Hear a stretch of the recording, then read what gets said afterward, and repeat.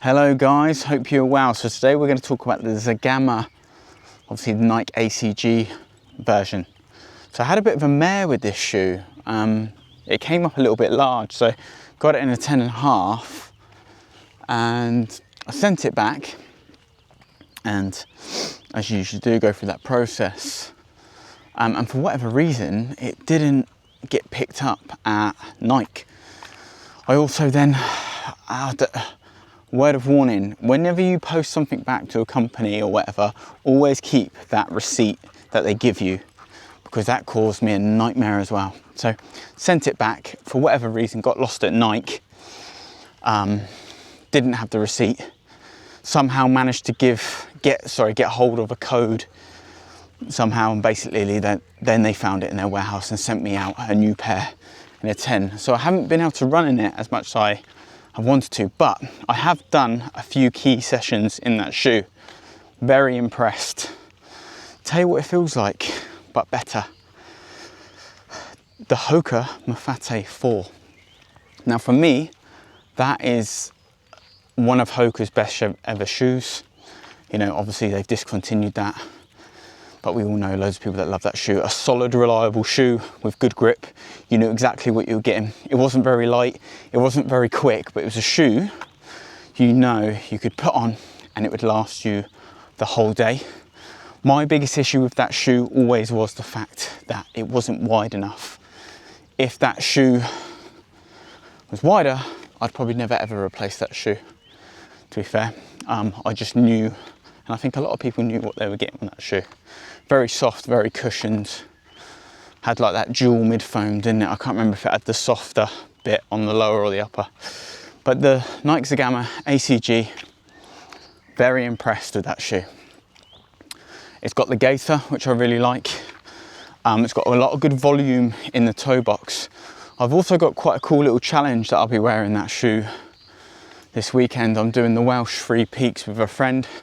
She's doing all of them and then riding in between. So that's from North Wales to South. So you start at Snowdon, then Cadair Idris, and then finish at Pennyfan. By the way, if you've never done Cadair Idris in Wales, it's probably one of the nicest mountain ranges. It's like south of the Snowdonia range. Anyway, so I'm going to wear that shoe for all.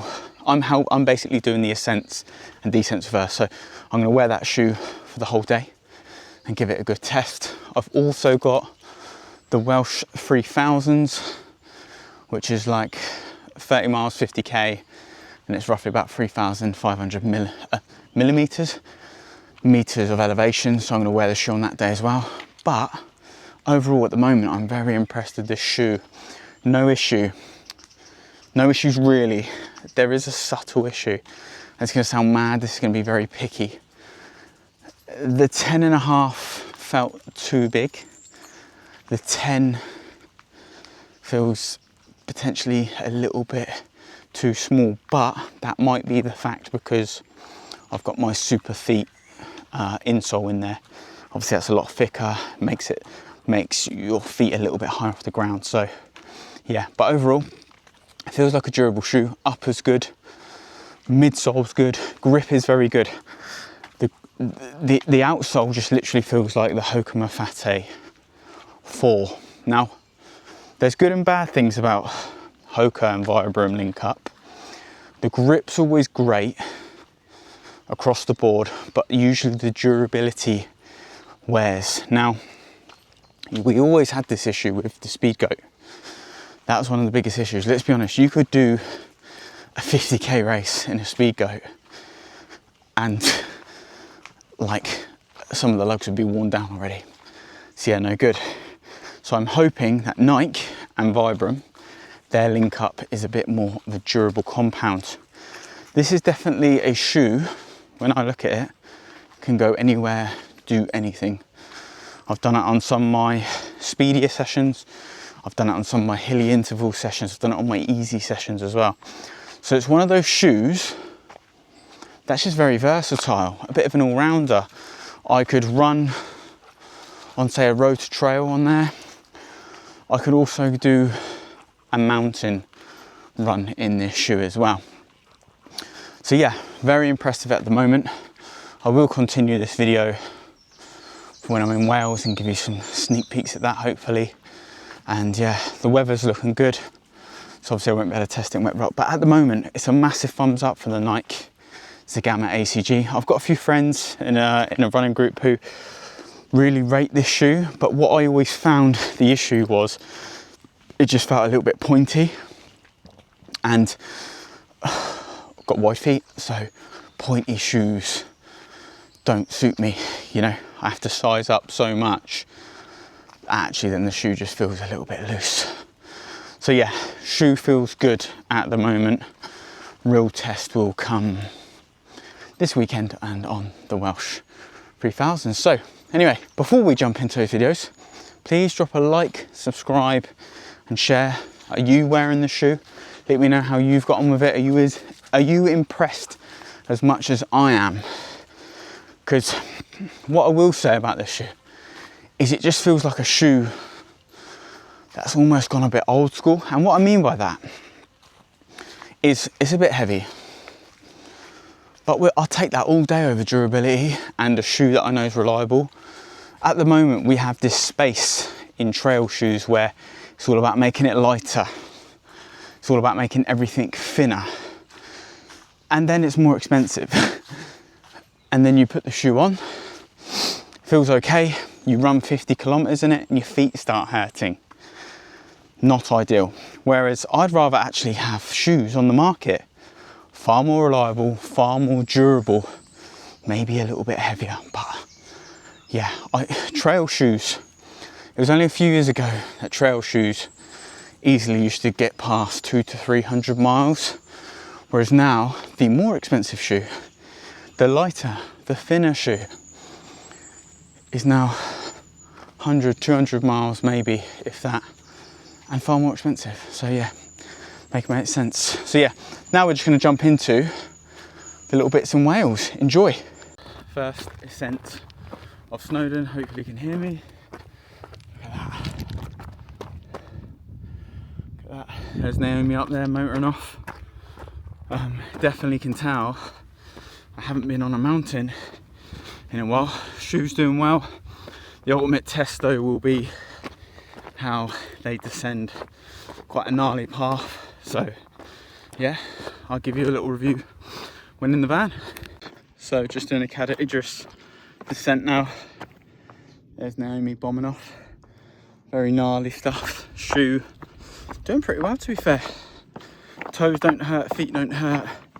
Definitely can feel them a little bit squished on the descents, but I don't know if that's more of actually a lacing issue. But yeah, I'll report back later. Hello guys, so we are at Pen y Fan now. Glorious weather, as you can see. Did Cad Idris, that was good. Feet hurt a little bit, got a little bit of a blister under my big toe, but that's more so the fact of where I've been doing a lot more flat running at the moment. You know, it's not so much probably the shoe, it's more the fact that my feet aren't conditioned. Also, awful little story, one of my toenails is a little bit sharp and it's cut into the other side of my toe. So it's just a stark reminder to make sure when you go do something like this where there's a lot of descending, toenails are good, and yeah, feet are a little bit more conditioned. But yeah, happy with the shoe. Last descent, it has made me think about whether I would wear it on the Welsh 3000, so I have to admit that I'm thinking about maybe going for the Topo Vista, just because when you're descending in that shoe, your feet sort of never feel squished, whereas today in the Nike, I don't know if it was a lacing issue, but these shoes are relatively quite pointy anyway. I think they're relatively wide, but they're just quite pointy at the top. And what I did find is when I was descending, it's almost like your feet are getting squished into the bottom. So yeah, I still need to really think about that next month. But I still am happy with the shoe, by the way. More of my feet issues come from today of them just not being conditioned to descending on rugged terrain. That is the long and short of it, you know. So yeah, hope you're well. Rate the shoe. We'll give it a full conclusion once I'm back home. So hope you enjoyed those videos. There's nice bits of footage. For me, that sort of area of Wales, or the mountains in Wales, is like the best training ground to obviously training, but also test shoes, because I know it's not like the Alps or something like that, but the thing is about Wales, specifically more to the north, is the terrain is very, very rough and rugged. So it's very, very good at like putting a shoe through its paces and testing durability. I was happy with the shoe. More so, I think now, upon reflecting, you know, I've still got quite bad DOMs in my quads and my calves actually, from obviously the calves is from the climbing, and then the quads is from the descending. Ran those just a little bit too hard. More of the issues that I found with the shoe, i.e. the bit of the blister on the big toe, that one, it was starting to form, and the toenail cutting into my foot. Those are more my own admin issues, and that's not going to take anything away from the shoe, but it has left me thinking about the shoe. Like, I am humming and ahhing about, got the Welsh 3000s coming up in a couple of weeks. Do I go Topo Vista or do I go Nike? And the biggest thing that's actually swaying my decision towards, say, something like the Topo Vista is more so that it's just a wider toe box. Like, the Nike Zegama is wide, it's got good foot volume, but it does sort of have that pointiness. And if you are descending, you do feel your feet getting squished towards the end of the shoe. Now, do I need to tighten the laces? Is that the issue? These are just all these little things I'm thinking about, because I really enjoy the shoe. I like the shoe. It's good on my speed sessions. It feels very durable. The grip's very good. The upper is very good. You know, it feels like I said before, a shoe where you can really, God, it's roasting, do it all. And that's sort of what I want to see. I don't mind the weight of it because, like I said, it's a very versatile shoe.